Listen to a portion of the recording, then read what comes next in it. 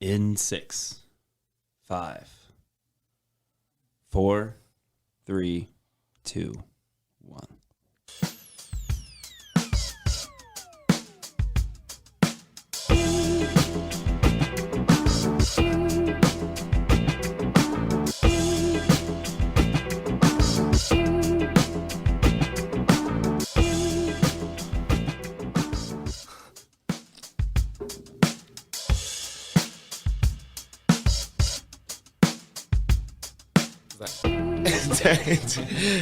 Tight.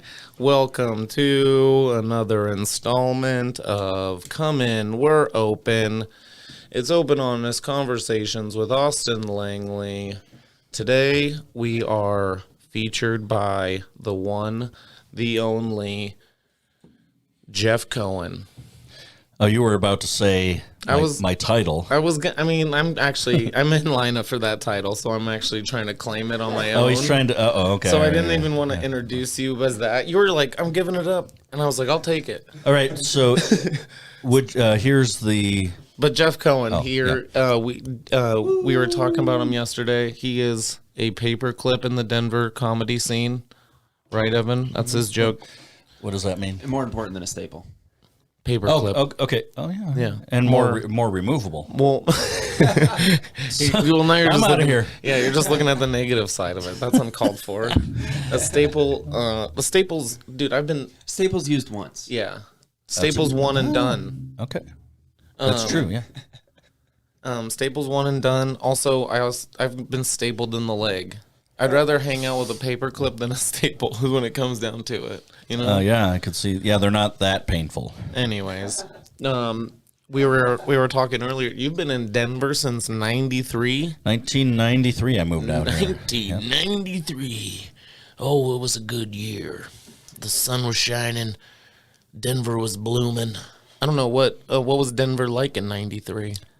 Well, I moved here in August of 93, and then in first day of September, I woke up to snow, and I'm like, wow, it snows a lot in Wisconsin, but we've never had it in September. So, yeah. And then within a few months, I'm like, holy crap, it is sunny out here, which I love. Yeah, that's with Denver, it'll snow and then be 60 degrees by the time. You're good. It's a weird contraption. It'll be 60 degrees by the time, I don't know, by noon, you know? It's weird. Yeah, and I love that. I remember the first January I was here, I was outside waiting for a bus and had my jacket on, and I'm like sweating. I'm like, how warm? I take my jacket off. I've got a t-shirt. I'm like, this is comfortable. And then I look on the temperature sign. It's like 76 degrees. Yeah. I'm like, well, I'm not going back to Wisconsin. God love the place and all my relatives back there, but you can take your 15 below.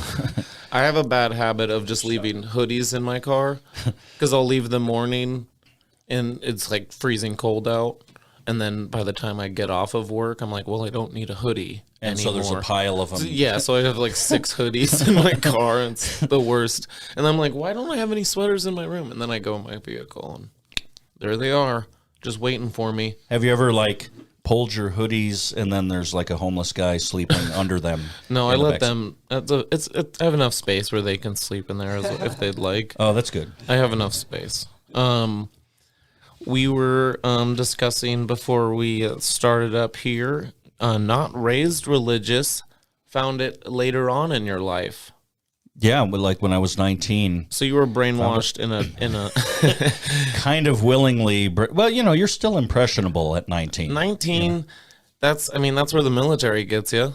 You're True. like, I mean, yep. I guess that's one way you could have gone. Yeah. Yep. You could have joined the military, or you went. Found. I went to after I graduated high school in '87, and then the recruiters, because it's a small town, they start calling you, and I got a call from the Marine Corps recruiter, and I'm like, yeah, you know what? I'll go down and check them out. And the Marine Corps guy, oh my God, he had like, I was ready to sign in blood because they just pump you up. You're going to make a fine Marine, son. You're going to be a proud brother, semper fi. I'm like, oh, yeah, I want to be part of that. You know? Yeah, when you're feeding off of testosterone and emotions, yeah, it's hard to decide what is right. And then like a week later, he called to follow up.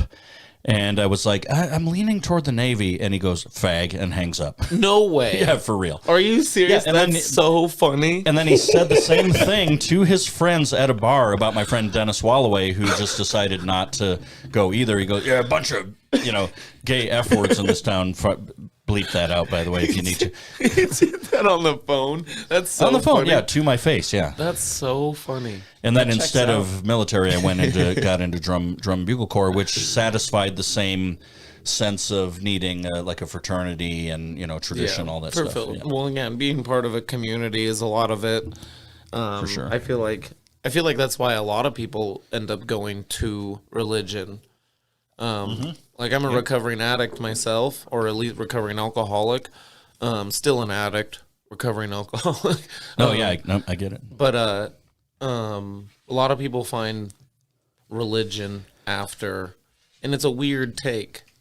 But I mean, you said you were 19 years old? I was 19, and what kind of drove me that direction also was that, I kind of had some generic beliefs, and then the year before, when I was about 18, a friend of mine invited me to this party, and it turned out to be really weird, kind of like culty, witchy kind of thing. I was going to ask.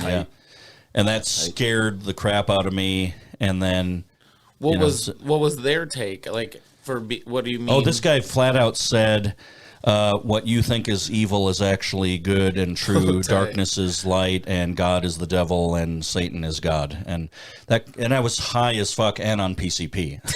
For real. Yeah, no, the guy dosed the little. Doesn't take much, but that's like such a. You want to see God? Yeah. Yeah. That's such an 80s story.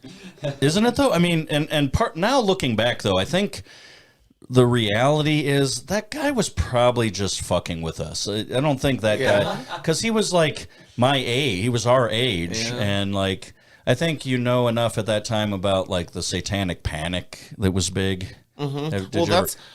Well, no, I wasn't around then, Jeff. But I forget you're like 4 at the time.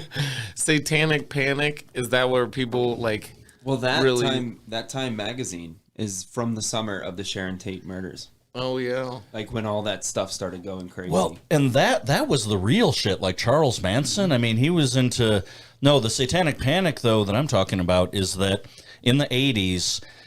They started putting out these a lot of bullshit stories that children and animals are going missing, and then it turns out that they get caught in they get abducted by satanic cults that sacrifice them or do ritual crap on them or whatever.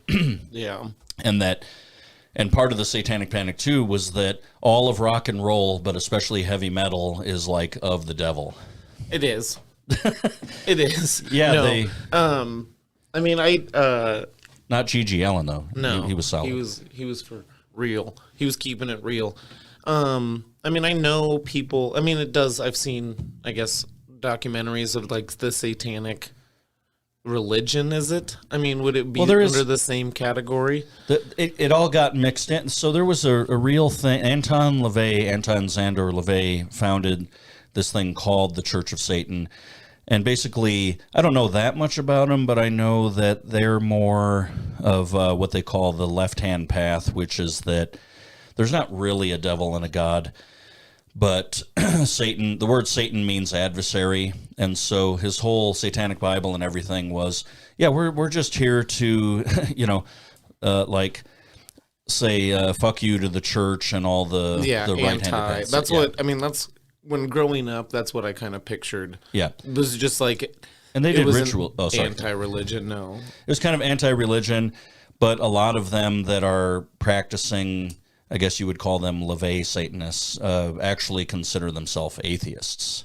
Oh. and it's more the theatrics of it. Yeah. But then there were kind of self-styled actual devil worshippers. Yeah. And I once tattooed a pentagram on my friend.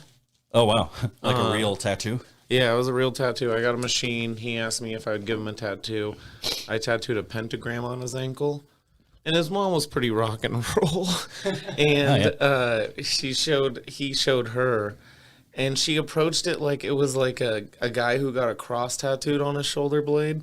Where she's like, I think you've got it for the wrong reasons. I don't think you have enough belief behind that tattoo. Oh wow, okay. So it was funny. Yeah. Bettina was her name. She was a rad lady. Shout out to Tina. Yeah, Bettina. Well, but that brings up something in my mind that I've always found interesting over the years is that there's always in my religion, like the first church I attended for a while was the Pentecostal church. You said that word the other night on stage, and it sounded very dirty. I was like, Pentecostal? Excuse me? Pentagram. Yeah, Pentecostal. Wait, after this, so this party, let's go back to that. Yeah. This party, you got scared that your friend was joining a cult. Did you talk to him about it, or did you just... No, I just assumed that, oh, God, he's already brainwashed. I got to get the fuck away from these guys. And so you stopped hanging out with that guy? For a while, yeah, like maybe a year or two later, we bumped into each other again, and it was, oh, yeah, okay, hey, yeah, everything's cool. Yeah. He had like 7 wives. Yeah. He'd been locked in a basement for 4 weeks. Hooks for hands. Yeah. In a way, that kind of disappointed me that the guy, not my friend, but the guy leading the weirdness, like didn't go full like cult leader. You know, he just kind of went on with his life. Well, I feel like cults then are like that's like the '80s version of a startup. Like a millennial startup. He's like, I hope this really takes off. I hope people start preaching, and it's just got to go viral. Yeah, you know? I think he ran out of PCP, and people just didn't. That's the thing is people probably just hung around that guy for the drugs and not the worshiping. They're like, we'll worship you until you stop giving us free drugs, pal. So let's do it. So in a way, it was reactionary. Like when I had what I still feel was a genuine spiritual, like a moment, in between there. After the weird guy and then going to the church, I had this moment where I was like, whoa. Well, no, I was sober by then. Like the PCP this is like maybe 8 months later. No, for sure. No, I'm just saying that was like an eye-opener. Kind of an eye-opener, yeah. But it also opened up deeper stuff that I'd been kind of hiding anyway, where I'm like, man, I do need kind of some kind of anchor for myself. So wait, let's stop. Put a pin in. So going to this satanic cult party one night was an eye opener. Well, it was very traumatic for me at the time because I think I had other probably mental health issues going on that weren't really getting addressed. As a young man, does. And I definitely had seasonal depression. Yeah. I could not live in the upper Midwest anymore because of just how dark, how lack of sunlight is there. Like, I don't have depression now because it's Denver. There's so much sun, You can take it in for sure. It is wild that seasonal depression is a thing. Being from Florida, where seasons aren't even a thing. You wouldn't even. It never was. I had never experienced it, and when I moved to Denver, even I was like, "Oh fuck, this is weird. I miss long days." Yeah, it's weird for sure. So a year later, after the satanic cult party, eye-opening, life-changing experience, find a... I should edit because, all right, I just want to put the disclaimer, not that the guy's going to sue me. I'm not saying that he ran a satanic cult. In my mind, I thought, oh my God, this is satanic. But it might have just been him, like I said, just fucking around. Disclaimer. Yeah. Sorry. He's actually one of our listeners. I've been really trying to this is how he's getting me back in. Yeah, that's why I asked you. He's like, I got somebody. I need you to talk. We're doing the cult right this time. Yeah. This is this whole thing. He's like, we're gonna try it one more time. We're not running out of PCP. I've failed 7 times. This time we're doing mushrooms. I can always grow mushrooms. See, I would join then. That would be, Yeah, mushrooms. That would be a fun cult, I guess. So a year later, you find how do you the Lord, find how do you find the Lord and Savior? Describe that situation, I guess, to That's me. a very personal. Well, it was just that like I had felt this very profound sense or feeling of kind of dissociation, just in general, like not knowing who I was. And Did you have like many friends or I had a group? Well, I thought I did. The guy that led me to that party, he was like my best friend in high school. Best friend, and you ditched him after that night. Yeah, well. Would you stay friends with somebody who got you into a cult? I mean, and I'm not trying to be funny there. No, so. I get it. No, I just thought it was funny. I'm And just trying to now we're picture cool. young, handsome, dapper Jeff Koehn. Oh, you should have seen me too, man. Full head of hair. I was cute, man. Yeah, just coming off of a beach party. It's summertime. No cell phone in the pocket. No cell phone. But no 7-Eleven coffee. No, you know what they had back then? They had car phones. Oh yeah, that was like, and it was they like were like this way big, too expensive. Way too. No, 3 people in my hometown had those. Yeah, and they were the lawyers and bankers of the hometown. Oh, lawyers and bankers of the 80s. Maybe the doctor. Car phones. So wait, what was the situation? Did you just like walking down the street, sad, lonely, stumbled upon a church that was blaring some dope music? Not quite that. Well, that's kind of a later story, but no. Of course it is. One night I'm just laying in bed and everything seems to be kind of the tension is built. I'm like, oh, I'm empty, and I went through that bullshit satanic PCP Like how that's thing. still on your mind. And, One night. It's crazy. And this is a weird moment. This thing, I was calling out to God, kind of. I'm like, "Well, who are you? What? Who am I? I don't know. I just want to know." And this weird kind of felt like other voice, like a whisper, said, "I'm going to need you to forgive the guy that put on the party because you're harboring hatred and all these things." And I'm like, "What the hell? Why would I do that?" And I'm like, okay, cool. Yeah, all right. And then I don't know why or how, but as soon as I did, all of a sudden I just felt like I had this light bulb, and I'm like, oh fuck, I get it. So the guy, you had to apologize to the guy. No, he didn't make me go interact with the guy, but just in my own. you had to just release, like that, let basically. go and release, yeah. And then it just. I mean, it was so bizarre because it felt like in that exact moment when I'm like, oh my God, I get it. That this weight it was very liberating. The weight went off of me. Yeah. And weirdly, I was able to see it from the guy's perspective. Mm-hmm. He's trying to get his numbers up, and this fucking kid comes and can't even handle the pizza. Sorry, I'm trying to see. That's another area that I'm not honest. Is I'll take the easy out for an easy laugh. No, what if was that like honest? From an outside perspective of the story that you told me, is that you're in your bed late night, having an anxiety attack, feeling like your chest is about to collapse. Okay, yeah, and you start praying to whatever God you supposedly believe in at that time. Yeah, and reaching out, and then some guy that was just sleeping under your bed was like, "Hey, buddy." Dude, that guy was able to read my mind. Yeah, he's like, whatever you're worried about, man. Yeah, he's like, I've been here for weeks. And I've been listening to all the conversations you have in your sleep. He's like, you pray out loud, bro. Yeah. That's creepy.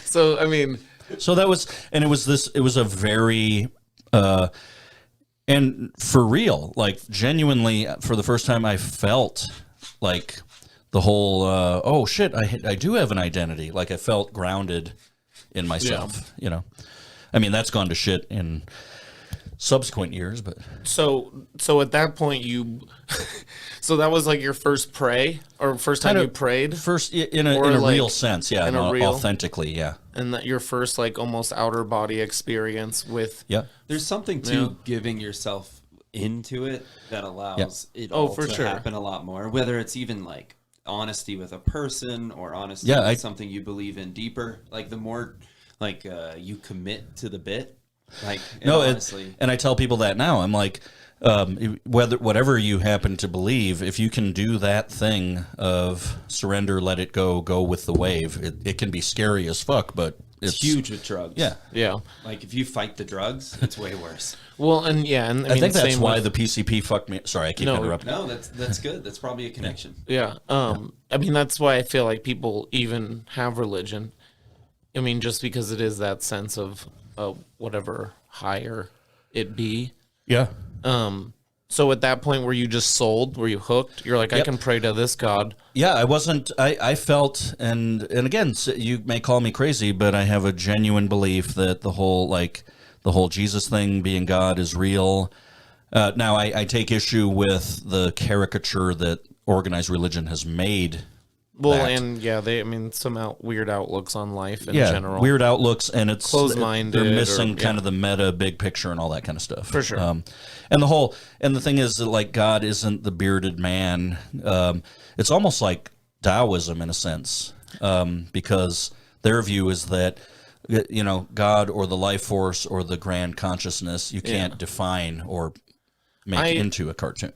I'm a firm believer. I never was raised religious. The only time I had religion introduced was my grandma's house. Like every once in a great while. So when we were visiting grandma, we'd go to like Sunday school. And was she would Catholic or? I believe so. I'm not even quite sure because I was so young, and then it just kind of like stopped happening. Never raised religious, but I am a believer, I guess, of the universe, I would say, and like karma. I believe what you put out, hopefully you will return in full, but it never works out that way. I mean, there's things that you want, and I do believe in manifesting those into your life. Sure, yeah. And karma, I think, is something that, even if it's just deserved, you're like, okay, that you had that coming. Like just because you burned so many small relationships, so like, there's got to be something. I thought you were going to say burned small animals. Yeah, just because you burned so many small rodents. Satanic rituals during the 80s. Yeah, the ritual. The Satanic Panic. Dude, people in the 80s are weird. Dude. Yeah, you should have been there, man. I know. 89. People in the 80s sound weird. The fact that he's like, I'm going to throw a party, I'm going to give everyone a bunch of acid, and I'm going to become non-consensually, by the way. Yeah, that's fucked. That's illegal. How did you take it? Was it he just sprinkled it in the bowl, that he passed around. And it didn't help that I had never smoked pot before that. And that night I decided, well, I'm going to impress these guys. And my friend told me later that I took like 14 hits off the bowl. 14 Yeah. hits? Now, this isn't the stuff that we have now. This was weaker ditchweed kind of it just shit. seems like an absurd number to keep counting. I'd be like 1 or 2, 3. You're like, I took 3 drags. But that comes with PCP. I took 14 drags. The thing is so that the first time you ever did drugs was at this party, at this weird cult party. Okay, makes more sense why it was like a life-changing experience because you went through a lot that night. I was just picturing you walking into a party and being like, this ain't my thing, I gotta go. Yeah, no, it was pretty intense. Yeah. So you prayed, it came true.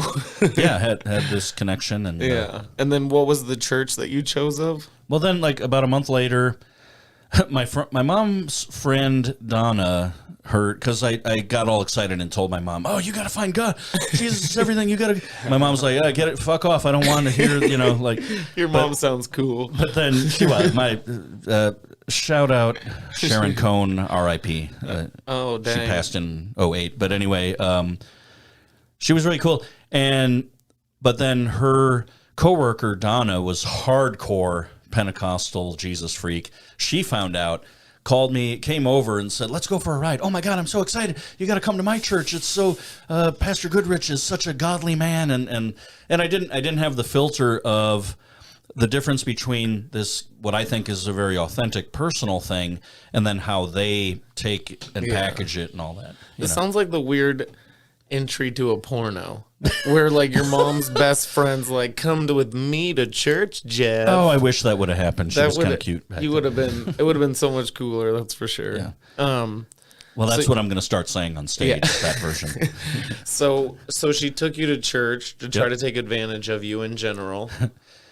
Yeah, but what people don't realize is like the whole church molestation thing, it is also mental and spiritual. It doesn't have to be physical. Yeah, no, I was just saying that lady, that was just the beginning of that porno, but you were 19? Yeah, I was about 19. Yeah, that's perfect time for that lady to take advantage of you.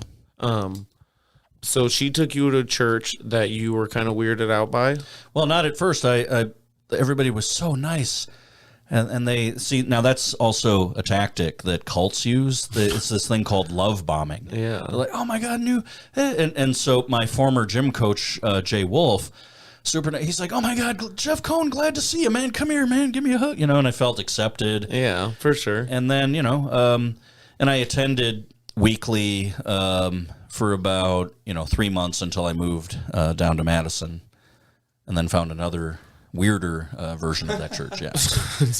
Well, because the weirder one, you're like, I'm gonna step it up a notch. These guys don't even have it figured out. They're lightweights, man. They don't know. Well, and your religion has like the snakes and speaking in tongues. Oh well, yeah, okay. The latter, yeah, speaking in tongues. But so there's the general Pentecostal church. It comes from the word Pentecost, which was this event that happened in the Bible where the disciples were sitting. This is after Jesus died and rose, whatever, and they're sitting around, and all of a sudden they saw like these flames that look like tongues, and they started speaking in different languages.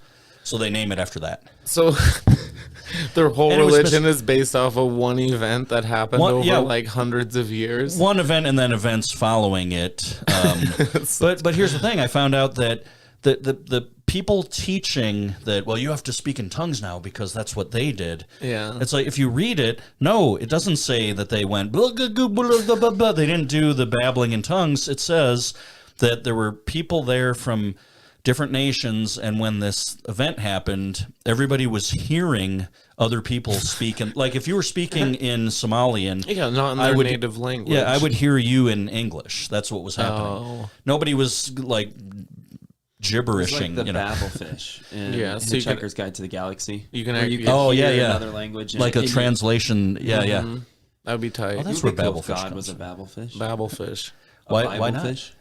Fish is a Bible fish. Yeah. Jesus is referenced. Yeah. Wow. And he gave out a lot of fish. Just connecting things. Yeah. Well, it was a very aquatic maritime society back then. Making connections. Anyway, sorry, I keep talking over you. You were saying. No, you're fine. So you moved to Madison, find a weirder. So wait, is there snakes and stuff involved? No. I never. I mean, on stage, joking, I said that I'm the snake handler. Okay. Trying to make something out of that, but I never. Yeah. Our Pentecostal church was considered mainstream within that sect of Christianity, but then there were offshoots of it. There was a group in Tennessee, and I don't know what they call them. I think they're called the United Pentecostals. And yeah, they get up and they have somebody comes out with a bag of rattlesnakes, and they're like, if you have real faith, you're gonna not only handle the snake but let it bite you, because there's some passage where the Apostle Paul says, hey, and by the way, if if you're out and about taking the message out there, and let's say you happen to get bitten by a deadly snake or drink deadly poison, don't worry, it's not going to kill you. So they say, that's rock and roll, dude. Let's do that, man. That's so rock. That sounds like the backyard wrestling version of like religion. I wish I could time travel back to it, just to see what really happened. Yeah. So how long are you involved with the church? Like, how many years did you dedicate your life to this? Probably until about 2006, and it was a slow process out of it. Because what led me out of it was like fucking 15 plus years? Yeah, 15 years. Keep in mind, when I moved out to Colorado, well, I haven't told you this part. I found my big thing back then was you were playing music. Play bass guitar on the church band. That was kind of my first, step into self-expression, being on a stage. And be honest with me, how much tail did you pull because of that bass guitar? Dude, I should have pulled way more, but I was such a yutz and I was just joking. I didn't think in like the church. So wait, okay, yeah, you've dedicated 15 years of your life to this. 15 years, yep. And then that is crazy. Yeah. That seems like, that's commitment. Yeah, that's the longest relationship you've ever been in. But dude, let me think. 50. Yeah, for sure. I was gonna say, let me think. No, for sure. Well, I was gonna because I like my life. I kind of they're still friends. Yeah, he's teaching Taekwondo now, I think. Taekwondo, that's another religion. Yeah. 15 years, and you moved. So you had moved how many times during this time? Oh man, I was.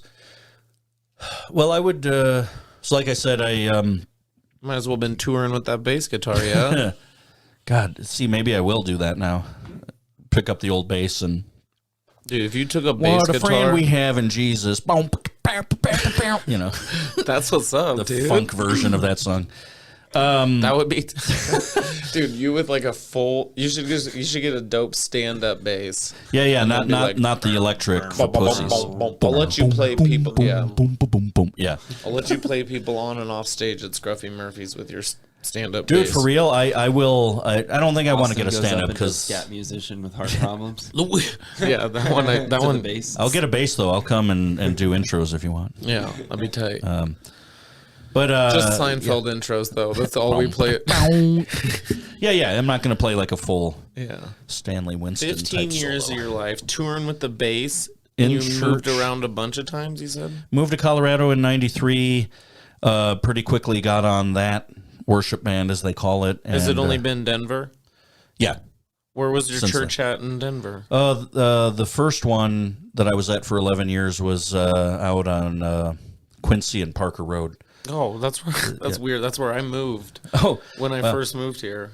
Yeah, so it was out there, and I had multiple crushes on the gals my age that were also in that church. That's what kind of kept me in that church, is that I'm like, hey, nice. First of all, this is a more laid back, cool church. They're not like heavy handed on the laws and all the rituals and stuff. Kind of a. There was a group in the 70s called the Jesus People USA, and they were literally hippies that converted to Christianity. So they maintained a little bit of the. Yeah, I don't keep anybody, I guess. Yeah.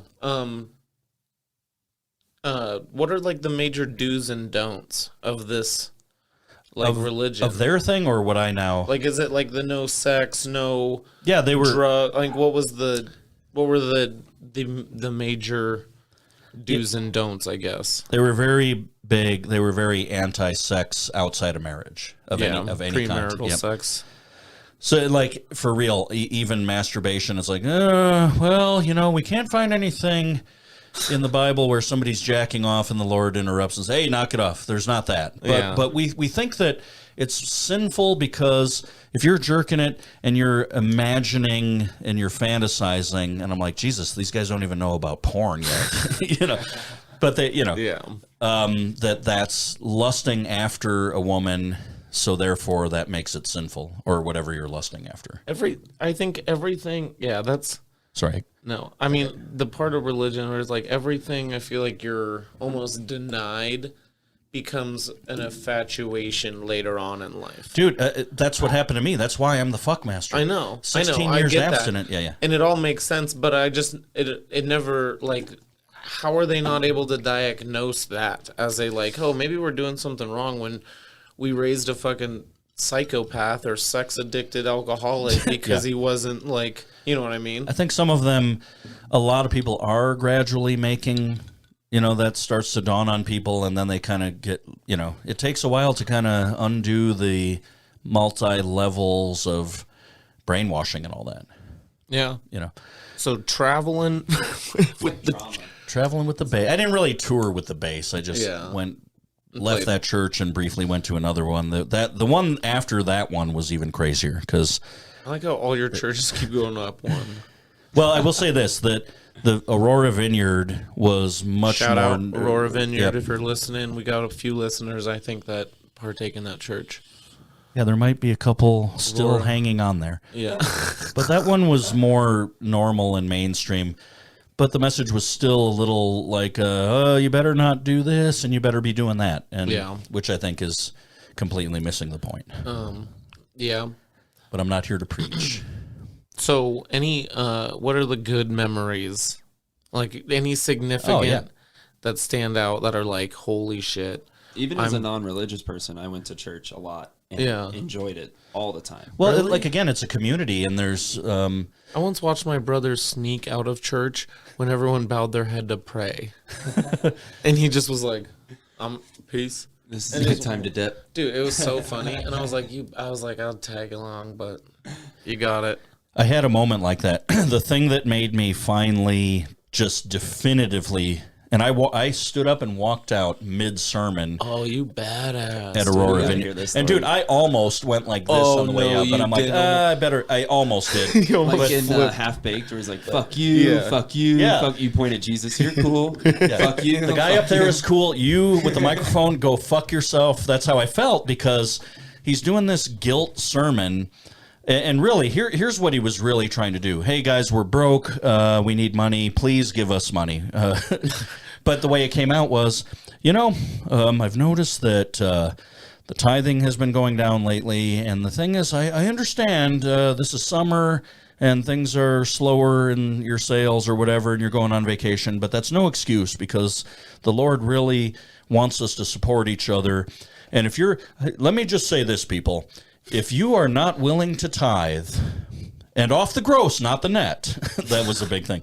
If you're not willing to tithe, then I doubt whether you are a disciple of Christ or not. Ooh.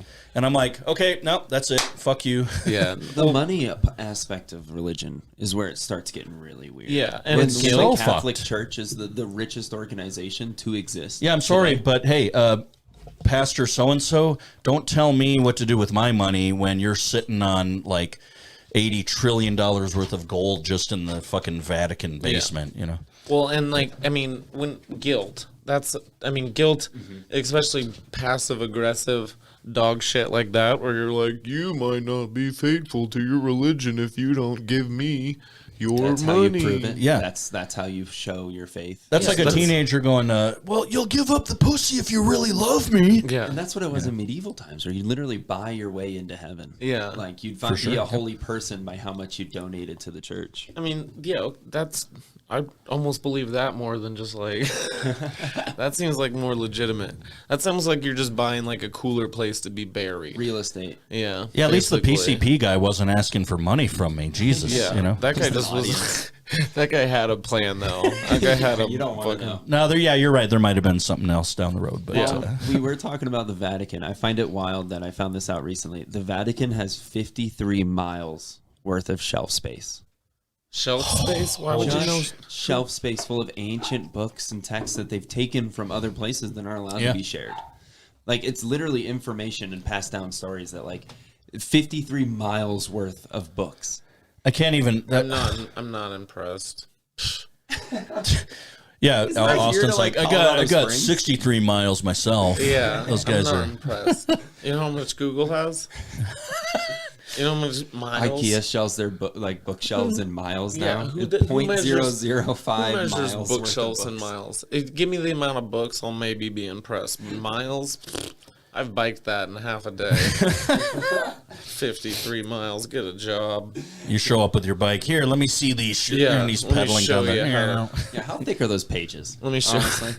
It's probably not even good content. It's probably a bunch of garbage. Like, I mean, it's like YouTube of bookshelves. Where you're like, epic fail.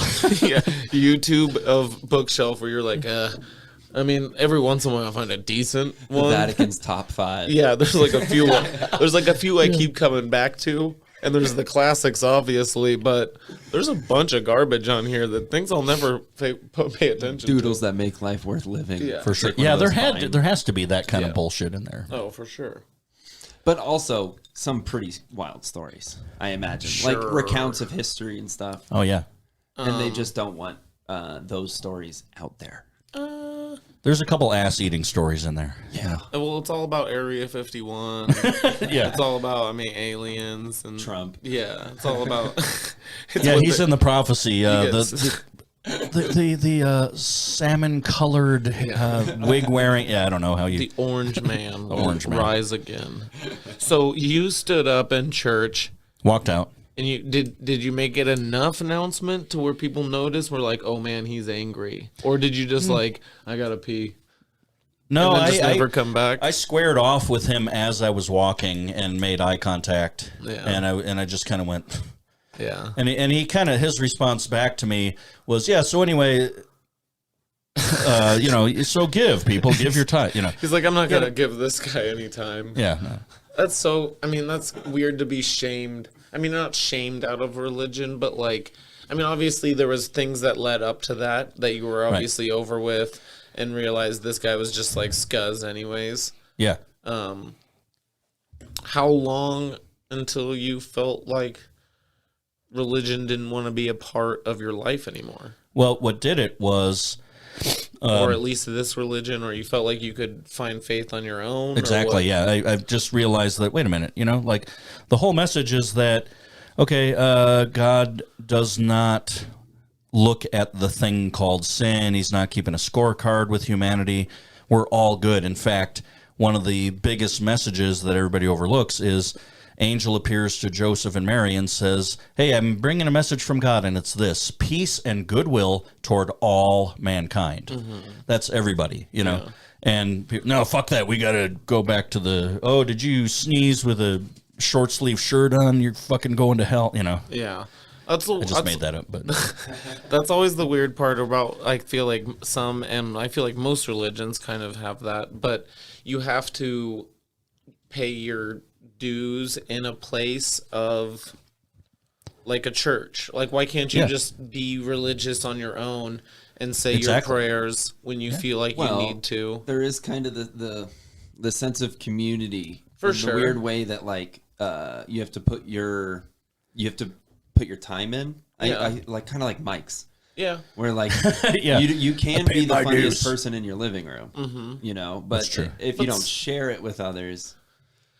See, and really in comedy that doesn't exist unless you go to, there's cities that do pay to play. I've heard that, sign up for our mic, it's $5, that guarantees you to get on. Yeah. That's kind of like tithing. I've done it. And that, I guess, but like there's obviously genius comedy, like writers that'll never get up on stage and sell fucking hundreds and hundreds of other things they've created, Oh yeah. And just from whatever they did in their living room. Yeah, for sure. Do you think they're coming out with new religions? Like, there's been a few hits. Like, Scientology didn't last very long. It's still going, though, yeah. It's going, but I feel like it's got a bad rep. It's not going to last the ages. Like, look at what, like, Buddhism and don't they Islam, say, and these have been hits for a while. Yeah. For a long time, yeah. Do you think there's still to come any new religions? Do we have a Michael Jackson coming anytime soon? Dude, I'll start a religion. Like I said, my friend joined the religion of dudism. He got ordained through. That one is.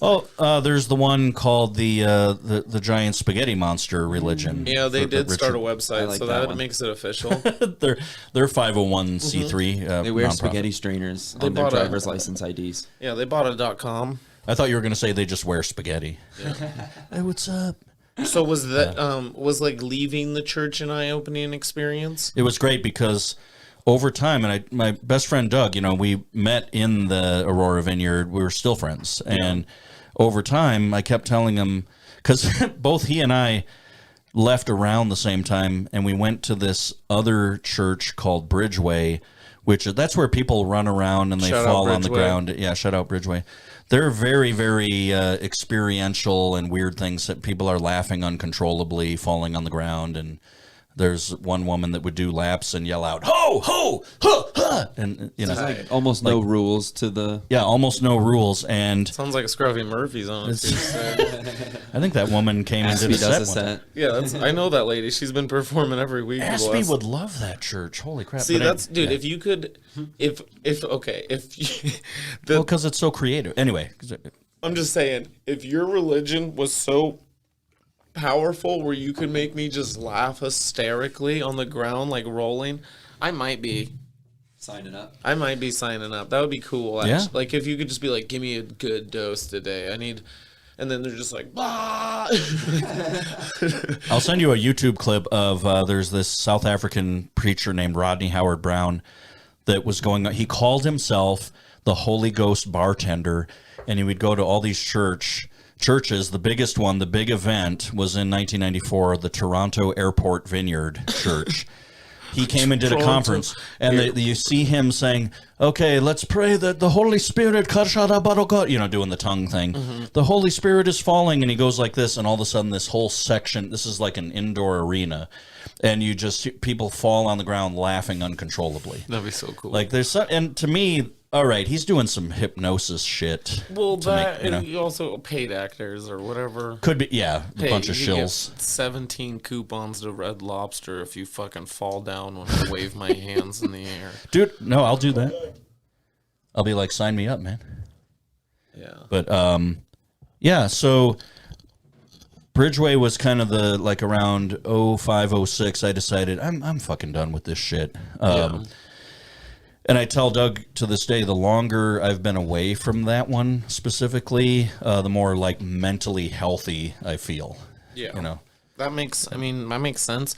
It seems like it was not, it seems like you were, ultimately not in a bad way, but brainwashed, you know, for sure. Or at least like felt that like, oh, these people I'm a part of something, you know? Yeah, and I feel... Oh, sorry, go ahead. No, where it's like, oh, now I have a sense of whether it's community or I guess higher power.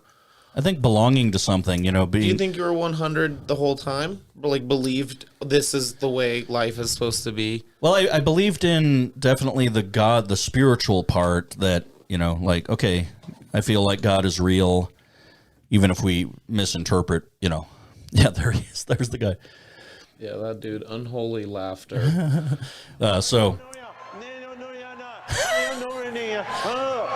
see, I was not exaggerating. Look at these people. Yeah, these people are... they're having fun. That's better than half the comedy shows we do. Oh, dude, if I could crush this hard... I've never even seen a comic do this well. I don't think so. Yeah, that's like the worst. He has this like phrase, you might find this too, where he'll go, people will come forward and he'll like lay hands to pray, and he'll put his hand on their stomach and go, feel the Holy Spirit, it's bubbling up from your belly, bubbling up from your belly, bubbling up from... You would laugh your ass off too if somebody said bubbling up from your belly. He's he looks like, who's that actor he looks like? Oh yeah, John. He was in not Slackers, Swingers. To pray for you, and you need to get it. Yeah, what is his name? Just get it right where you are. I'm telling you. He also looks like he's inspiring to be a WWF wrestler. Ooh, I get those vibes a lot. I think he could have gone that way. I'm sure. That's like the weirdest thing. I'm sure there's like mirror images of like certain jobs where you're like, that guy could have gone. I mean, you could have gone military or religion, and luckily that guy threw that slur at you. Yeah, and I went musical and artistic and all that. Yeah, you went full blown gay. No, that's a funny story. Well, you in a manner of as a speaking. suggestion rather than an insult. Yeah, Like, he has a Maybe point. you're onto something. yeah. I'm gonna try that out. Actually, did you? Have you told that on stage? Because that's funny. I have not. I See I something definitely in should. you. It would be the one time you could say the word on stage and people would crack up about it because it's someone else saying it and you're hanging up the phone right now. It would just be funny. Anywho, Yeah, it could, yeah. we're not here to talk with that. Oh, that's definitely part of it. So how long until you feel like you're recovered from religion? I would say like I'm not saying, because I feel like you still, like you said, have beliefs in certain aspects of that. Well, like the point I feel like I'm fully recovered because, you know, I'm comfortable with my own belief, but I also feel perfectly free to not have to like force it on anybody else or even try to debate it with other people. Like, You're comfortable. I mean, yeah, comfortable. You've reached to a place where you know what you honestly believe, and which is that's hard for a lot of people to. It probably came from you yeah. seeing other people, like watching other people experience what religion means to them, Well, and you were like, yeah. you helped you shape, I guess, what you wanted to get out of religion, maybe. Yeah, definitely. Because there were definitely great people along the way that I'm like, oh, okay, yeah, like my music friend Mike Banta, he's like great musician, and he's just like, he's the epitome of like, to use a religious sounding phrase, Christ-like, meaning he's just like, oh yeah, hey man, cool, like just really supportive of what it should be, almost like the commandments, like how if you live just by the commandments, you're not even like an overly religious, hateful person. You're really just following pretty normal laws. Yeah. Well, and that's just morals at that point, you know? It's morals and ethics, and I think what the church gets wrong is that, see, so I have kind of a view on the whole 613 commandments of the Old Testament, is that basically the meta statement there is that, okay, here's the stuff that, you know, if you were godly, you should and could be doing all of this naturally. But also, what this should be natural instinct. Yeah, but here's where I think there's an interesting thing. I think God was kind of, in a way, saying, I'm hoping that you're all getting the message that none of you can follow. If you think that do these things and then you'll be godly and you'll be accepted by God, that you'll never be able to do them perfectly enough to like earn God's favor, and they certainly won't make you better than that tribe over there. So I think that was the point. I do think that there's this weird thing about religion where the whole idea of being born again, I do think that like they prefer for you to be in like a childlike state of feeling guilty and feeling like you have to appease others and like fit a certain quota and do certain things. Yeah. And the reason they want you to be in that state is because children are so malleable. Like literally like that state of mind where like, yes, Father, yes, whatever you say, you tell me the rules. Right. You know, even if it's against what you said at one time, you may change your rules. I'll listen to you now. Yeah. Like, it's very subservient and very like the idea of being like pure and holy is so unachievable that it like forces you to constantly aim for that goal. The problem that I feel like always had with, I mean, religion or whether it be, oh yeah, you can lower the. It was just always like, don't push it on others. Like that was a problem. I always was like, it's uncalled for. Like I always had any like, and no matter what it was, when people were like, you got to do this, you got to take PCP, that. And like and like pushing it. You guys beat me to the punch on that one. Yeah, the ultimate hipster in me is like, oh, can't do that, too cool, whatever. You know, it's like, I mean, it's just don't push it on. Just keep your religion as if it was an addiction, secret. You know, that's what I want. I want your religion like it's a secret. But I've noticed that addicts that are trying to keep it secret, it is spilling over on all of us anyway. Well, yeah, okay, that's different. But still, if you can see it from the outside, I just don't want to hear it verbally. All right, fine, go to hell then. Yeah, no. I'm kidding. Well, that's another thing that I discovered on my own is that just kind of researching on my own, I found out that, we have drastically horribly distorted the whole hell thing. Because, like the original language, they were talking about basically 3 different things. None of them means a fiery pit of torture. One of them, the root word of hell is Sheol. It's a Jewish word. It means the grave. Yeah, which you're just dead. In Judaism, they don't believe in. Yeah, they don't believe in hell. And then the one where Jesus was always talking about it, that doesn't mean hell. He was referring to a place called Gehenna, which was this valley, and he was predicting that the Roman Empire would destroy Jerusalem and throw all the dead bodies in Gehenna. And he was saying, don't end up in Gehenna with your corrupt bullshit. That's, you know. Sounds hellish, you know? Yeah, but that's like more like hell on earth.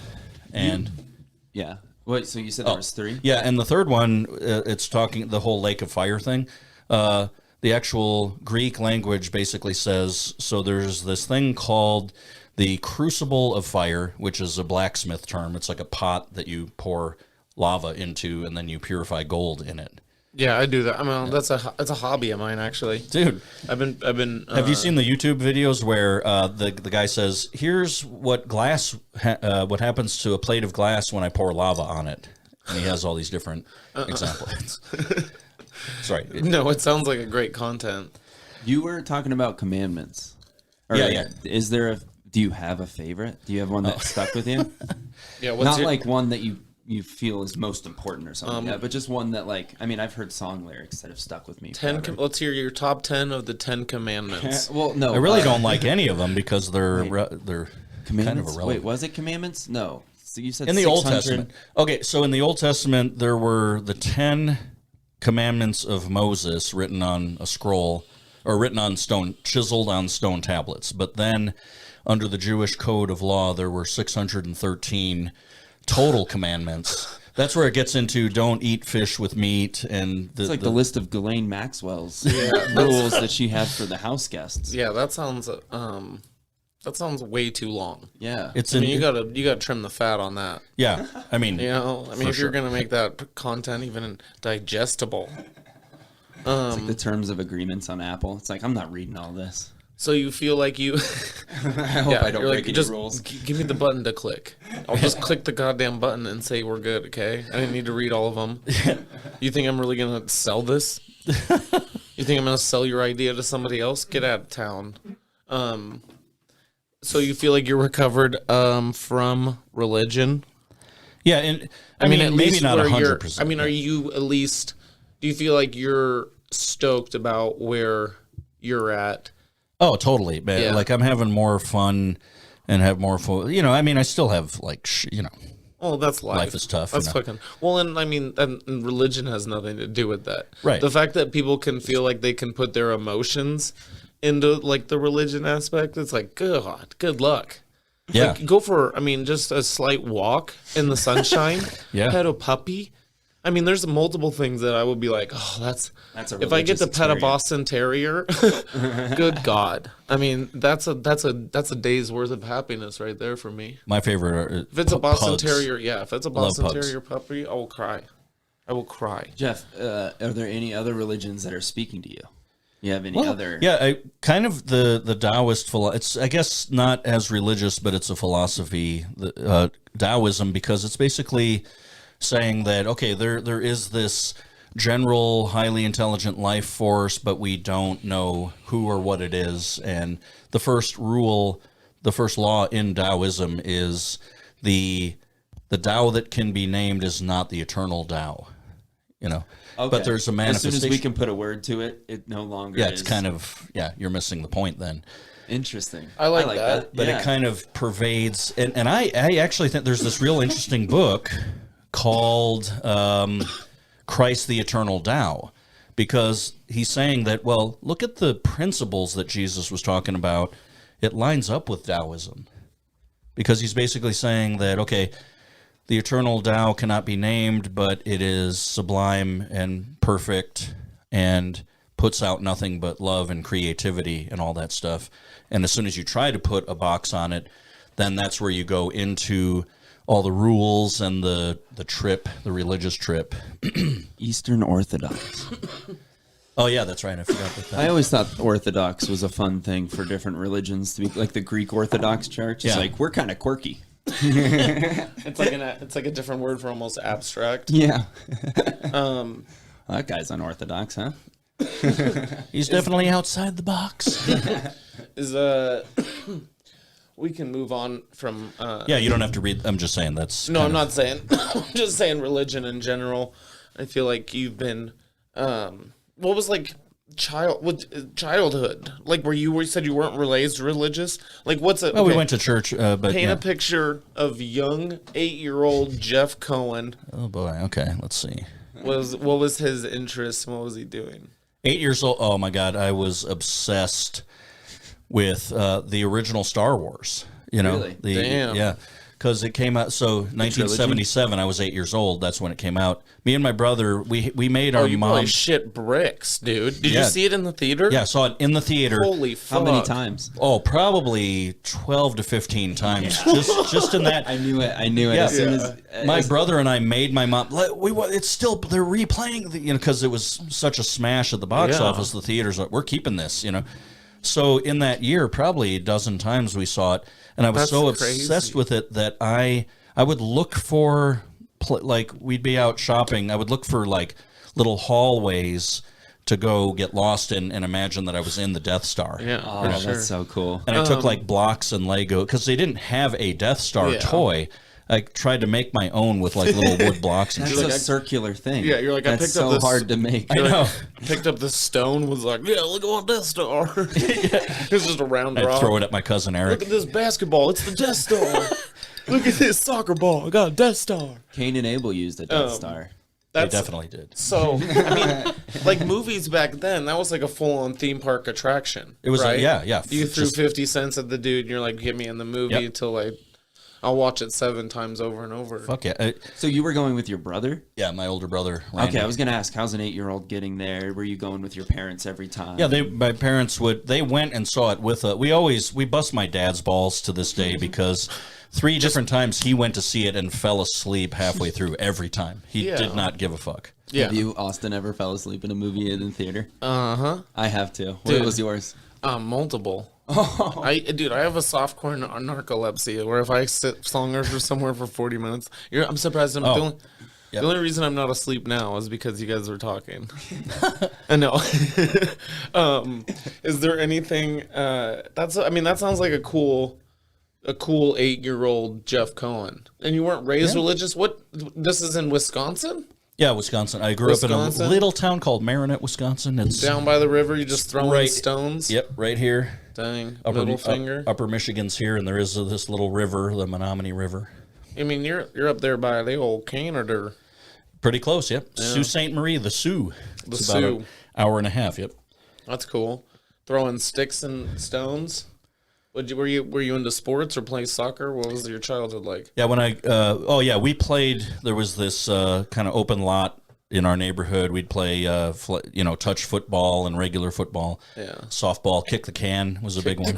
That's what I picture. I pictured like when I Can was a big one. when I picture It's a soccer Jeff ball, Koehn, but when I picture Jeff Koehn, it's like a flashback in a movie where it all of a sudden goes black and white, and he's like just hitting things with a stick, and he's like, "This is all we had to do in my childhood." no, we were kind of spoiled. We had a lot of stuff. Back in the day, Andy Griffin taught me how to walk No, down I'm the road. Han Solo. No, I'm Han Solo. Yeah, I mean, I guess that 77. Like I said, when I picture you, no offense, it's in black and white. None taken. Is there anything you are ashamed of, or maybe Dirt bike story? Well, the bike story, but I lived in shame. Like, I remember, I have this memory where, our next door neighbors on this side were the Shipleys, and it was Susan. the old Shipleys? Are they still around? Susan Shipley, shout out, she's still around. Sandra. Was that the also- one you had a crush on? Susan was, actually, we made out a couple times. Whoa! That's where I learned how to make out, man. You and Susan. That's where the master got his class. I do like the topic of losing. We've talked about losing virginities here on. Could have with her, didn't, because I was too scared at the time. I was only in 6th grade. What a gentleman. Okay, yeah. Well, I mean, save it. 6th grade's still early. You got to figure out yourself before trying to figure out someone else. I think you're right, Still but walking if down I could go back. hallways, imagining we're in the Death Star at that age. I took her to like the little alcove hallway. Yeah. It was at that point we found out on the garbage chute. The walls started You guys closing get in squished on together. us. Yeah. That's like your fantasy. We better world. fuck before this wall squishes us. That's like the stupidest porno take. I'm better not fuck kissing before you. we- It's just pushing me closer. Yeah, I swear that's not my wiener. And that little lizard that lives in the garbage, it's like a dildo with an eye on it or something. Of course. Yeah, But the shameful moment was they were next door playing, and I was out kind of in my yard. And you guys might not remember this. Dairy Queen used to have this little cart with a freezer in it called the Dilly Wagon. Dilly Wagon? Yeah, that sounds dirty. I mean, the guy had to have been a pedophile. He was like, that's hey, a pedophile's cream. dream job. He's like, first they gave me a fun name called the Dilly Wagon, and then I attract kids to my little cart. Oh my goodness. But this one was like a little... Dilly Wagon, that is dirty. It was like there it is. Yeah, that's what it was. Yeah.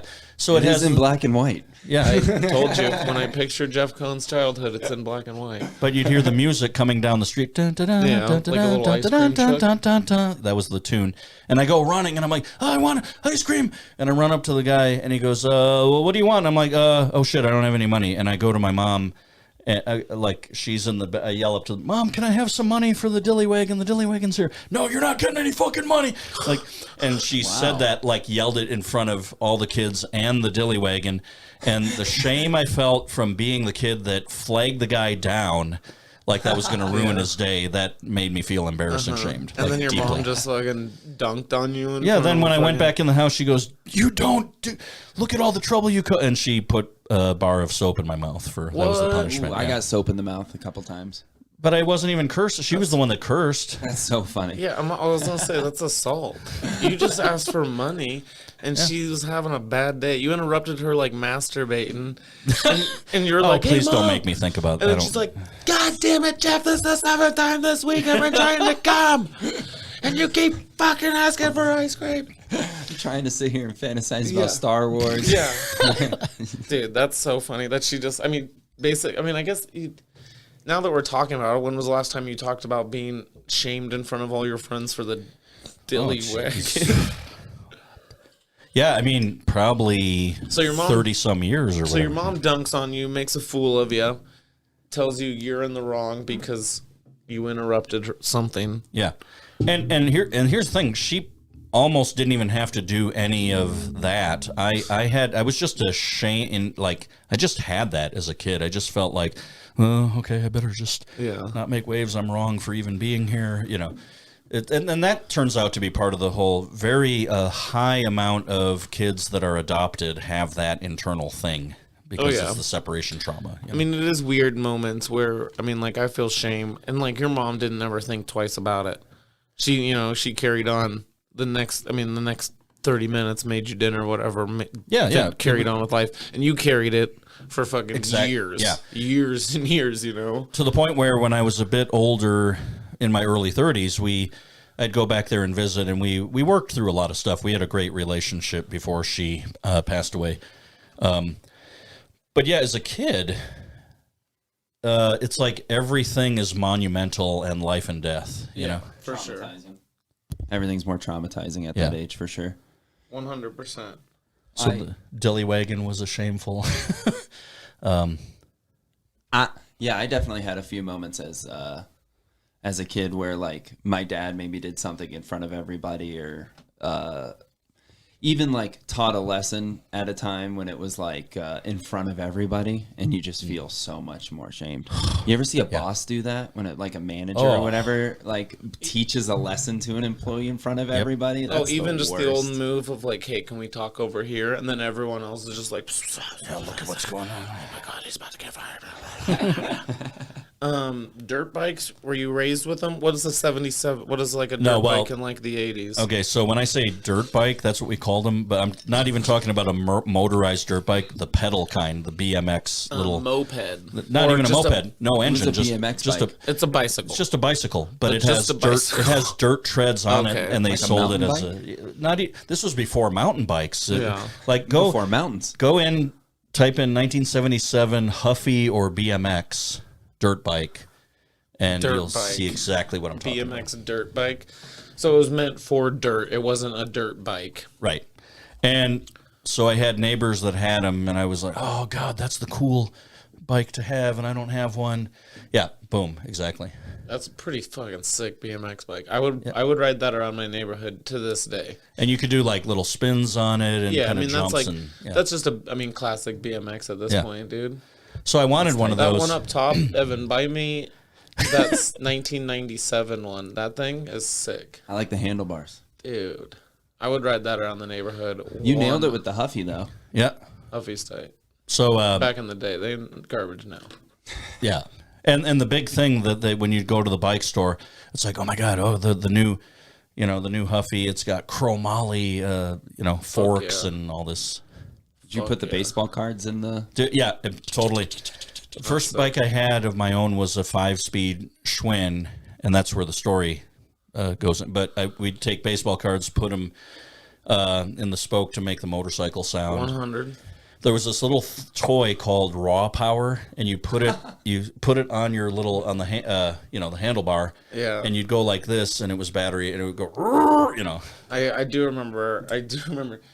So you're riding bicycles around the neighborhood. Your neighbors had cooler bikes than you said? A couple of them did, yep. And it kind of planted the seed that I'm like, man, this 5-speed is dog shit. I was a very ungrateful little shitbag of a kid. As we all were. Because my parents, they gave me that Schwinn for my birthday a couple years before, and I'm just I'm getting into class envy and all that shit, Yeah. And that's why the Bible says, don't covet thy neighbor's goods, because it will make you do what I did in the bike story. Well, no, what happened is, this is late 8th grade, early 9th grade. I've got my Schwinn. I have a bicycle route that I hated. And throwing papers? Yeah, throwing papers on, they were subscribers, And subscribers. And one day, we don't even have any of those. I maybe one or two. Do they even have I know that the main newspapers in town shut down because you could just go on the web. I think there's people that drive around and fill. I think there's people that drive around and fill the news boxes and stuff. But I don't think there's the traditional throw this on your porch and run. Yeah, I was the paper boy, and so I'm going to bring you up on stage now. He's the paper boy, everybody. This next comic used to be a paper boy in 77. Had a 5-speed Schwinn bicycle. Once punched a kid for saying that his mom was fat. It's Jeff Koehn. And I saw my first bush trying to collect on the... Well, that's tight. I appreciate it. Okay, anyways, let's get to the shame. Okay. So tell me about the shame, and we'll talk about the bush afterwards. Okay, so I go out to do my route, and I just didn't want to do it that day, and I'm all pissed off, and I'm just getting angrier and angrier. All my life, I've had this internal rage that I'm trying to, deal with. And as a young kid, it would explode at times. One time when I was 6 years old, I don't know what triggered it, but I took my glasses off and threw them on the ground and smashed them into pieces, and my mom was pissed at that. Well, as a young man, no one knows. We don't know how to process anything until it comes out in the fucking wrong angle, So I'm doing my paper route, and that rage starts to bubble up, and at the end of the route, I decided to take the bike kind of slightly into the woods down this path, and I just picked it up and started body slamming it into the ground, bending the fuck out of the tire, just trashing this thing. Yeah. And then I felt better, got my anger out, and then I'm walking it home everything's wobbling, and I'm like, okay, shit, how am I going to explain this one? And I could have just said, Mom and Dad, I just got really pissed off and trashed my bike. Sorry. Yeah. But I said, well, so what happened was I was over at those apartments off of Shore Drive, and I parked my bike at the edge of the driveway to run in and put them all in the boxes or whatever. And then as I'm walking back to the bike, and this blonde lady in a blue Ford pickup truck comes screaming by, and she smashes the bike and just kept on going. And they bought it enough to call a policeman to the house to take a report on it. And I lied to the cop also. You turd. I was a piece of shit. And 2 weeks later, they took me and bought me a new BMX Huffy dirt bike. Of course they did, you jerk. Yeah, man. And have you shared that with your parents? I think I told my dad several years ago. Several years ago, you're last year I shared this information finally. No, I told my mom at one point, and later my dad, and I think both of their reaction was, "Oh yeah, I remember that. Yeah, that figures you would do some bullshit like that." Yeah. And that was it. How long do you feel feel like you dealt with shame for lying to multiple people. That. See, it's suppressed. I'm like angry at just thinking at young. How old were you? I would have been 13 going on 14. Oh, you piece of shit. Yeah, man. No. Little juvenile delinquent, you know? I mean, that's 13. That's such a stupid age to be. Such a stupid age to be. We all made mistakes. Yeah. And I wouldn't even call that a mistake, though. That was deliberate murder of my bike. Yeah, that was you getting... Spiteful. Yeah, that was like you... Fucking Schwinn. Yeah. Oh, me being like I love bicycles. Like, I'm just pissed that you wrecked that thing. If you would have kept that in prime condition, and like it'd be worth like a pretty penny at this point, you know, or at least like maybe, dope thing to have around. But that's just my opinion. But you're also looking at the kid. When me and my cousin Eric and our neighbor Pat Canine, we would take all of our Star Wars figures. Pat had a bunch of Adventure People, which are kind of like the redneck sportsy version of Star Wars figures. And we'd like line them all up. Sportsy version of Star Wars? Yeah, it's like Adventure People by I think by Milton Bradley was the company. But Adventure People were I've never heard of Adventure People. Yeah. It's on Google probably. But they, there was one character that was a hang glider, and there was a van. And we're going down to the river to do some hang gliding, bungee jumping, fishing. Oh, they were rocket powered. Yeah. Tight. Rocket power. They were point blank action figures. But we would take model glue and stuff like that and light them on fire. Like, I have Star Wars figures that are melted. Mm-hmm. I mean, that's a typical boy thing to do. Yeah, but no sense that, God, I should just leave these all in the package. If I had like never opened my Star Wars figures, I could be a millionaire probably. Yeah, that's 100 makes sense. Schwinn 5-speed. Yep. Your first bush. Oh, first bush. So I'm on the paper route, and once a month, my job was I had to go up and not actually knock on the door and say, "Hi, I'm your paper boy. It's collection time for your monthly subscription." Yeah. And I go to the apartment complex, go down the stairs, knock on the door, and I can tell somebody's in there. She was probably in there getting stoned or, jerking off to a dildo or something. I don't. But she didn't answer right away, and I'm like, God, I need my money. I have to do this today. So I kept on knocking, and then all of a sudden the door opens. Yeah, what do you want? I'm like, I'm your... And she's got a robe on, but it's open, and I'm seeing the titties and bush. Yep. Was the boobs like... They were concealed, but you could see the... Yeah, you got inner boob cleavage and then a bush. That's your first naked woman experience? First naked woman that I saw live, and she had nice wavy brunette hair and like really cute. And so she was just like too high, and then she just answered the door like a weirdo. Yeah, I think she was to a child. Yep. I was 13. Dude, people in the 80s are weird. People now are weird. I know, they are. Austin, what was your first bush? First bush experience? I remember mine for sure. Mm-hmm. You're like, oh yeah, it stuck. It was almost traumatizing. Whoa. Yeah, mine. Because it was summer camp. This is going to be a new segment called First Bush. I think I was 13 too, actually. I think I was 13. And it was summer camp, and the girls at camp don't really... I mean, they've been sleeping in cabins for months, so they don't have like razors on deck and all that. Oh, yeah. This thing's been growing. Mm-hmm. And it was like at the spring, her bathing suit, like the bikini bottom just slipped over. Oh, yeah, you could. And I was just little like, peek. Oh, God. Do I even address it? Yeah. Like, do I let her know? It is. Yeah, that is a weird situation. I walked by. I think my first bush was camping with like friends and family. I must have been probably 9, 10, 11 maybe. Right. And there was like friends. And Jenny was changing clothes in the tent. This was like my mom. This was like older lady. Like Jenny. Friend of the mom. Shout out Jenny. Hello, Jenny. And she was changing, and like I just ended up like walking past, and I just like saw it, and then walked faster because I was like scared that I was gonna get in trouble or something. It wasn't like I didn't like mean to, but I think it wasn't like anything that cool. Felt like I was introduced to pornography at a very young age. Oh yeah, me too. To where like that was. I don't know. You both have older brothers, right? Yeah, that's right. So- My older brother though is asexual. Like he never talked about. Is he really? He's married and has 2 kids, so obviously he's not asexual. But he just never expressed it. Yeah. Like he was a good little boy. The first bush. That's fun. I mean, that yours sounds like the coolest story. Like that's like the intro to a movie or being like a coming of age story of like American Pie. 13-year-old paper boy who gets to see some ladies. Yeah, but okay, it would have been cool because what happened was I'm like, oh, I'm here to collect. She's like, all right, and turns away, and now I'm just seeing her robe. Yeah. I wish I would have seen her ass, but just the robe.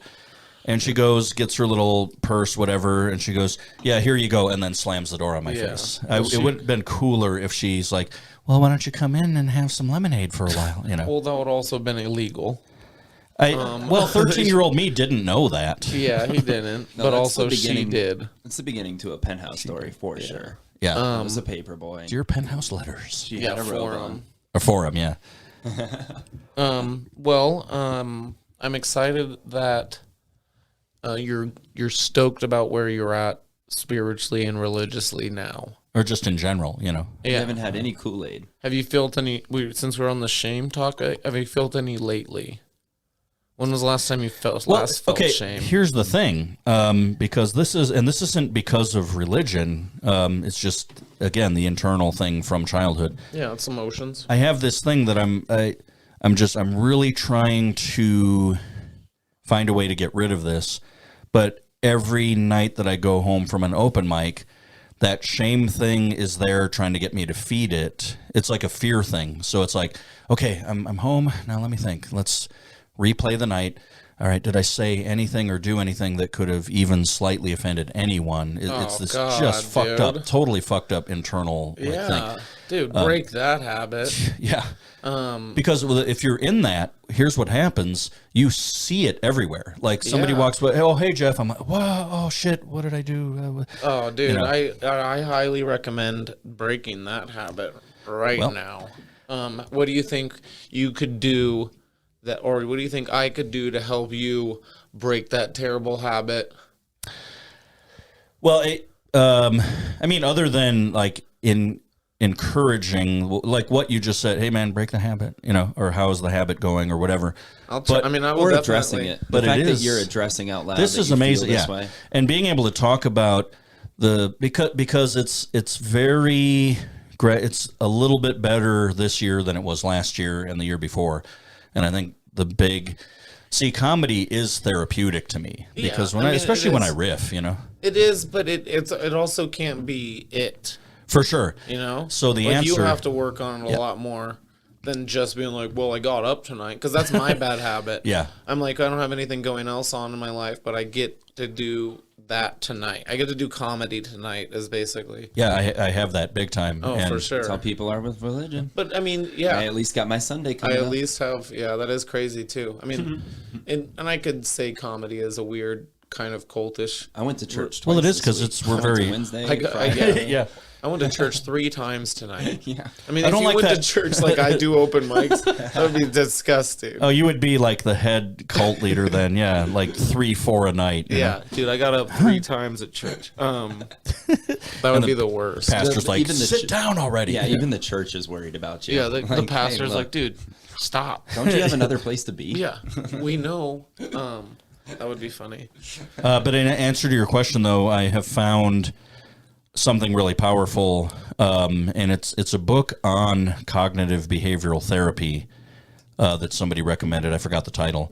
That's good. But cognitive behavioral therapy, what it does is it gets you to externalize what you're feeling or whatever's running in here, and you say, okay, I'm worried that I pissed off Steve tonight, and now I'm gonna they're gonna shove me, they're gonna cast me out of the scene. That's the screwed up. That's the overthinking way too. That's like, you're losing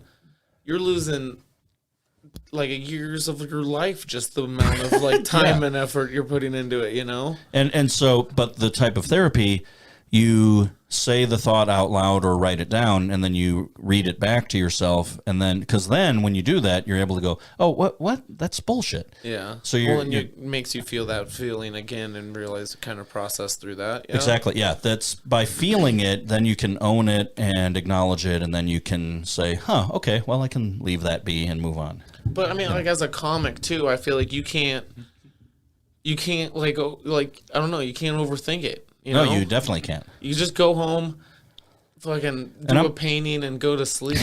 I know. You know how many people I insult on a daily basis, and and the fact that I don't give a fuck.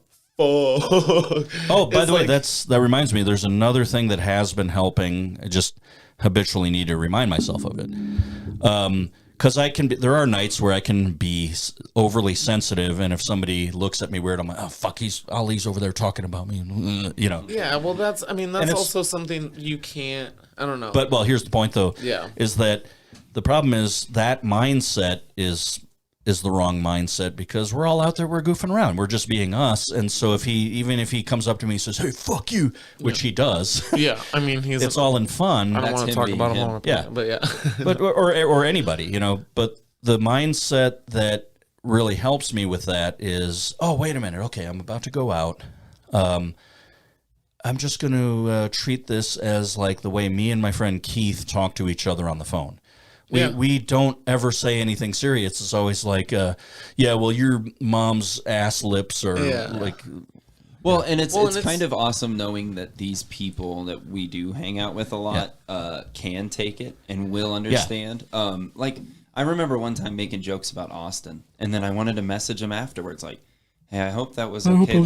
And I just felt so silly, even writing it out. I was like, do I think Austin didn't take any of that personally? Yeah, he's not going to. If especially in the moment, like I'm the type of person that's going to address it at the time I feel it. Yeah. Like if you made me feel in any way discomfort and in the situation, I would like address that or be like, fuck you, actually. Yeah. And then you work it out. Well, or I'd just swing back. Is what it comes down to.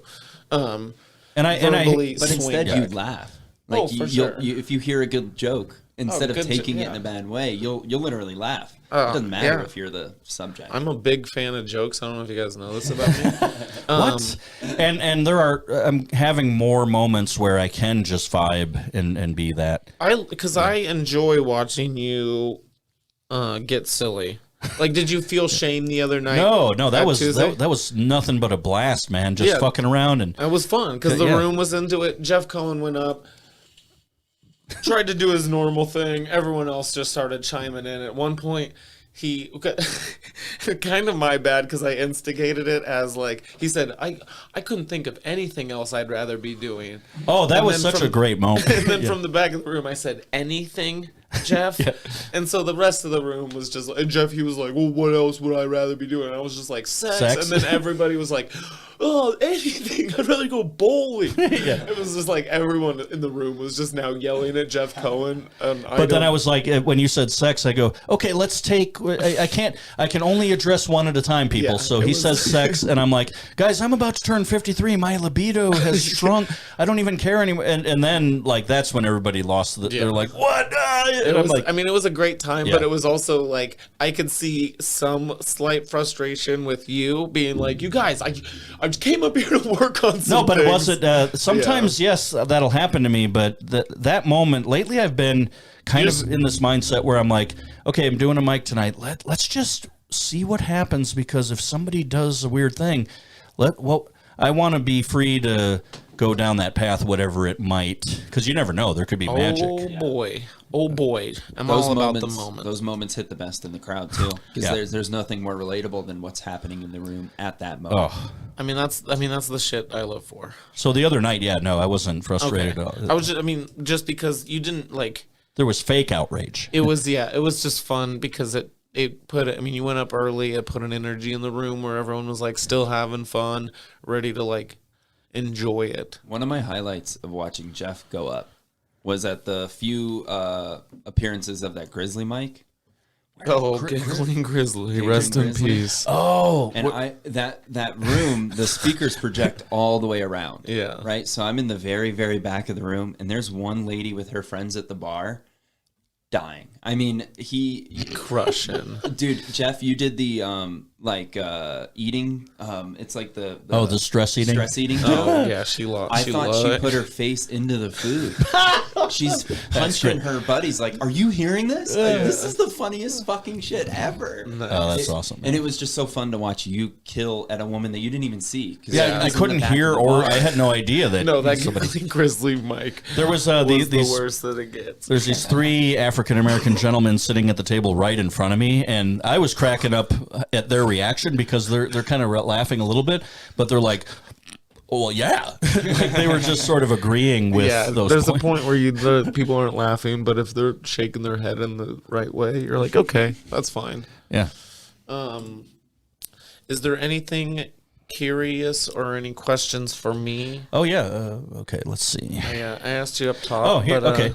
All right. So you and I have talked about the Mon Chalet, the famous location, and you've been there a couple times. I was there last night. I was going to ask, do you still go? And you were there last night. I was there last night. All right. What went down? You're just looking for some spank bank material from Well, that and to kind of Star Wars turn it isn't over. Oh, doing it anymore. yeah.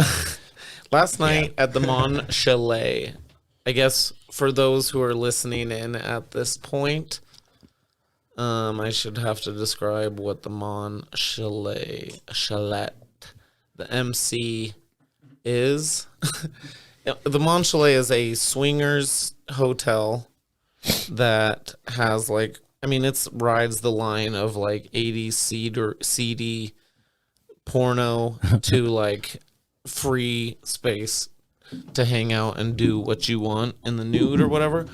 So anyway, swingers hotel, they have a pool area that you can buy a pool pass for, clothing optional, lots of sex and crazy stuff goes on. But I went last night. It was very chill. There really wasn't anybody there. I go with just you and another dude. Yeah, just me and a dude being like, buddies. "Oh, this ain't that cool." High-fiving. Yeah. No, I usually go with a female friend. Nice. And then last night was mostly just hanging out and talking, commentating, because there's porn that'll play on the TV, so you can make fun of porn all night. Oh, that's I got always a fun. hot 10 minutes if you play the right porno, you guys. You guys want to hear some funny bits on porn, you make sure that video is. No. But it's a very, I guess, welcoming swingers hotel. But I was there last night. Funny you ask. And I just went with a female friend of mine, and nothing to write home about. But it sounds like a nice time, though. Kind of a cool. Yeah, it was like I said, we hadn't seen each other for a while. We didn't even do anything sexual. Well, see, that's props for that, That's most of mine and Austin's hangouts. What's It's that? usually not sexual. Usually not sexual. Yeah, usually. But let me ask you guys this: when it does get sexual, is it kind of off the charts? It's mostly explosive. Mellow. It's super awkward eye contact the whole time. It's moments that you couldn't even describe, that are just intense cringing. Most people The would Greeks not. would make statues about it. Most people on the internet wouldn't want to watch it, and that's saying a lot. It's a That is lemon the kind tea. of stuff that I want to watch, though. What the other people are turned off, I'm like, You're like, yeah, that's. Yeah. So your question was the Mon Chalet. It is a hangout of mine in, I guess, the swingers scene, or a few friends that I have for sure. Right on. And what was the first time you ever went there? How did that happen? And then what was the first impression of it? First impression. So That's a good question. it Jeff. is a good question, because it is a kind of a funny experience. It's nothing exciting. The first time I went, because they don't allow single males unless it's during the day. So single males aren't allowed to go at night or on the weekend. Right. You have to be in a couple. So it's more of a swingers vibe for sure. Yeah. But so the first time I ever went was during the day, because I was I want to see what this is all about, and I had no expectations or really know what it was gonna. I took a book with me, and like my towel and like some like you're not allowed to. Like it was on vacation. Like, I got this book with me poolside. No, it was like, I mean, I was actually just going. I read a bunch of the book while I was there because it's pretty slow during the day. But it was just funny because I had no I just wanted to kind of be somewhere where I was welcome to be naked. You know, like it wasn't even really. I mean, I did end up playing with like a couple at that time. Oh, all right. On the first one. Yeah, but Cool. it was just like randomly they were like passing through town, and I mean, it takes hitting it off and having a conversation beforehand and stuff. But I mean, I went with a book and read, and just like hung out and really didn't do much the first time I went, but it was fun. Cool. I mean, nice. I still enjoyed it, but ultimately went there with no expectations, but Which I think is a good thing in general. well, just to hang out naked, yeah. And I still go there with no expectations, even when it's with a friend. It's usually like a no pressure situation. If it happens, then yeah, and it usually does, but it's not like Expectations lead to disappointments. Yeah, Yeah, it really for does. sure. Expectation 0 is Even kind of my out of motto. any relationship. I mean, that's out the of way friends or out of like a partner or a scene or whatever. Expectations lead to disappointments. Yep. I've been trying. I mean, like that's one of my big ones with comedy, is I have always like failed due to my expectations. Yeah, that's And it's tough because you put yourself in whatever standard you think. Well, I think we've covered most topics we were thinking about covering. Is there anything else you feel like you should be more honest with, or anything else you'd like to know from Evan or I? Or have let's anything see. you'd like to plug, or anything that you're excited about? Follow him on Instagram, like all your paintings. Koehn.Jeff. Koehn.Jeff. And Koehn is spelled Koehn. I also post art stuff on my Facebook thing. And if you go into the album section, there's like recent Jeff Koehn paintings. And Well, you have an Instagram too, Koehn Creative. Oh, yeah, that's a new one because I was getting so much spam on the other one. But yeah, Koehn.creative, I think it's Are you called. talking about the canned meat? Yeah, Yeah. lots of canned meat on that. Canned meat. Spam. Not just canned meat, but like other, prefab items like that, tuna, Yeah, tuna. Other canned meats. chicken of the sea, Not just spam, but canned meats in general. But yeah, I guess I was curious on like what are the big shame thing, like what's the number one shame thing that you had to deal with, and same for you, Shame. I've got or I've like got a mine non-truth thing, like Yeah, the most shameful thing that I think I did, where I was so embarrassed and I can't explain it, like why I would make that. I threw a rock at a bird. Oh. Yeah, like Damn. it was at the beach. I had a rock in my hand. I was like, "There's a moving target." Was it the Death Star? It was one of those. It was one of those things where like you don't even think it's gonna hit. Yeah. I just threw it, and not only did it hit the bird, but it like couldn't fly. Its wing got all fucked up. Have you seen the Simpsons episode? No, but wait, let me finish because Okay, maybe sorry. it goes in the same. Hopefully, it doesn't end the same way. No. There was a guy that was like, "Well, this thing's gonna suffer," and he just grabs the wing and took it right off, and all of that was because of me. And I was just like seeing this wingless bird, like in so much. How old were you when that? Oh man, this is 8-9 years old. I mean, this is not even double digits. But yeah, like that's one of those where it's like I've never felt more shame, and like it wasn't a person, it wasn't anything I should have done. Like, oh yeah, there you go. Yeah. You and Bart Simpson have some bonding to do over of an Dude, episode. that guy rips. Dude, he fucking shreds. Yeah, Poolside, fucking yeah. No, but honestly, there's an episode of The Simpsons that you have some bonding to do with. Oh man, Because I mean, Bart gets given a BB gun.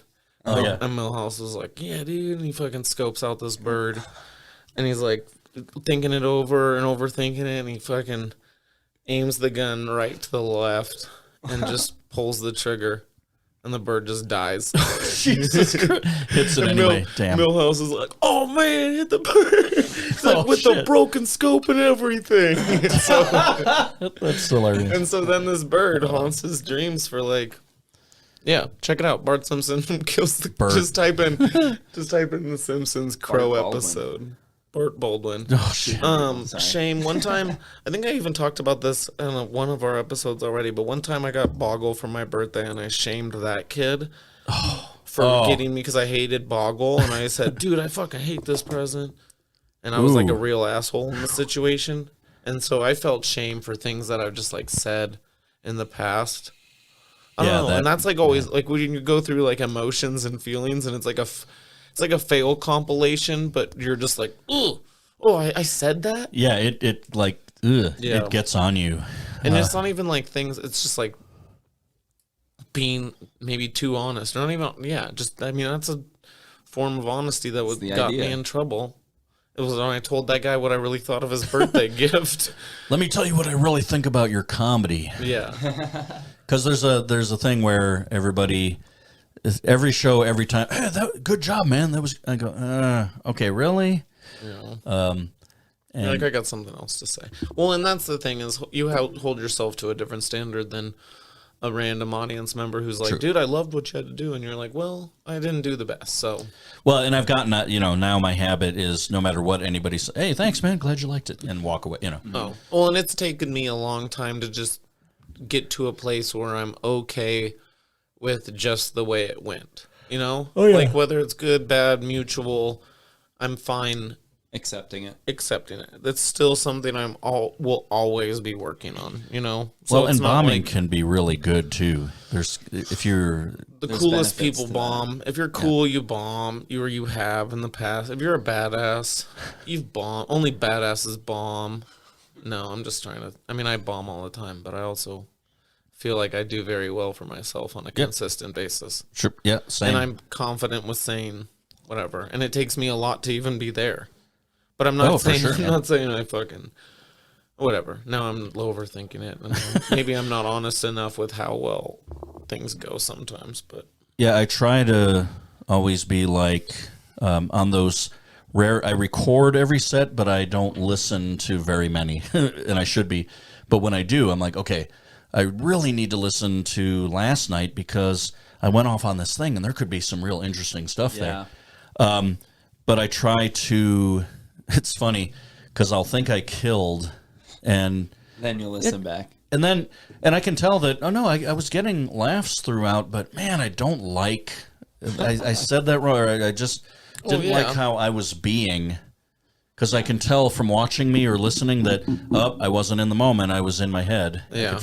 In the moment, the moment's what we're looking for. Yeah. Jeff Koehn, thanks for stopping by. Dude, thanks for having me, man. Yeah, this is the first few episodes that we've done. I'm glad you could be a part of it. And thanks for being honest. Hell yeah, man. Everyone in the studio, we have hundreds and hundreds that are just live audience. Thanks, dude. Appreciate you. Thank you. Thanks, guys. Have a good one.